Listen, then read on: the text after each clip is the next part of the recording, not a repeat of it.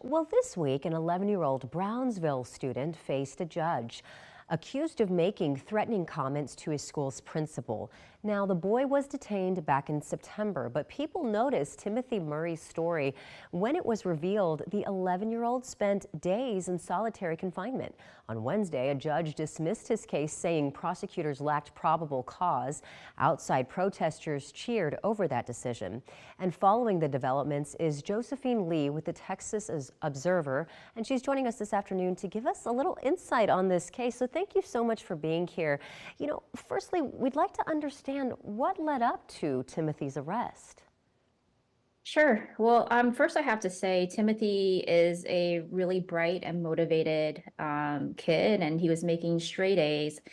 His ordeal, like you said, started last September when he had asked for a counselor at the school and discovered that there was none. His dad had just passed away just a few months prior to that, and he had been seeing a counselor the previous school year. And so his mom and he believes that he was retaliated against because after he questioned the principal about the lack of a counselor at the school, he says that his principal started picking on him for his haircut, for his uniform. And so he finally took it upon himself to email the district superintendent saying that he felt picked on. And only 5 days later, he ended up being arrested and detained and put in solitary confinement for 3 days. Oh my goodness. So in solitary confinement for 3 days, an 11-year-old child. How long did he spend overall in detention? And can you tell us the charges he faced? Well, at that time, it was 3 days in solitary confinement, and at that time, and then he was released after on conditional probation. And at that time, they were threatening to charge him with a terroristic threat charge, and that would have been a felony charge. Um, Instead, they ended up charging him with a misdemeanor charge afterwards. And you've pointed out some protections for students to prevent arbitrary and excessive law enforcement action. And we understand that you talked to a nonprofit, Texas Appleseed, who says the district violated some of those protections. So can you explain what they told you and how they might have violated those? Sure. Unfortunately, in Texas, kids as young as 10 can be charged and arrested for criminal offenses. But there are a few laws that protect children and their parents against excessive law enforcement action. SB 133 prevents kids against being shackled and handcuffed at school. And the most important, probably in Timothy's case, was SB 11. This was passed in 2019. And it required schools to conduct a thorough investigation called a threat assessment before they use law enforcement. And this has to involve counselors, has to involve teachers, and so not just police and administrators. And so they go through this thorough investigation to see if the reports actually warrant as a true threat that needs law enforcement action. And so in this case, we asked the Brownsville ISD for their reports of the threat assessment. They never confirmed yes or no if they even conducted a threat assessment. The parent is supposed to get a report of that threat assessment, but they never got anything if it was actually conducted. And then state law also prohibits the isolation of kids for more than 24 hours. But in this case, the county juvenile system said that because of COVID, and this is back in October of last year, they used COVID as a reason for keeping him there in solitary confinement for 3 days. Oh my goodness. Well, okay, so we mentioned this all happened back in the fall. I know that you've been following it since then very closely, and that includes looking into other incidents at Brownsville ISD and other arrests that may have happened there.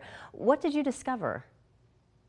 Yeah, unfortunately, Timothy's incident in terms of the use of excessive law enforcement was not an isolated incident. And so we found that the district police made 3,102 student arrests in just over a 2.5 year period. And so that's basically 135 arrests per months in the school year. And so 76 of those arrests were for students 10 to 11 years old.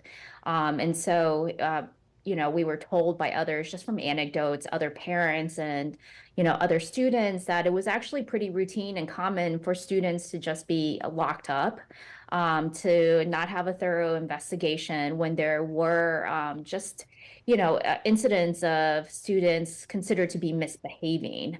And so a lot of that, goes against scientific research about how to support kids when they need help. Just consider that Timothy's incident, it initiated when he asked for counseling, right? And not only was he not given counseling, but instead they decided to use law enforcement on him.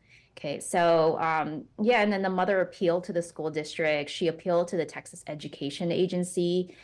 She's heard nothing from them. Instead, the district and the county prosecutors decided to double down and continue to pursue charges against him. And even this, most recent hearing, they asked for, it was the third time that they asked for more time to gather more evidence. And we can't let you go before checking in on Timothy. My mama heart breaks for him. He's 11 years old. He just lost his father, and he's gone through all this. And not only that, but the pain of losing a parent. I can't even imagine. How is Timothy? How's he doing? Yeah, I mean, it's been really disheartening reporting on this since, I first met him back in the fall of last year, because at that time, he was a kid. He talked 100 miles per hour and was really excited about telling me his plans, right? To become an oncologist, to treat diseases that, his father, including his father, had. He was participating in all these extracurricular activities like Battle of the Books and UIL. And his mom was forced to pull him out of school and homeschool him because she feared further retaliation from the school district. And so that, homeschooling kind of shut him out of a lot of those activities that he really enjoys.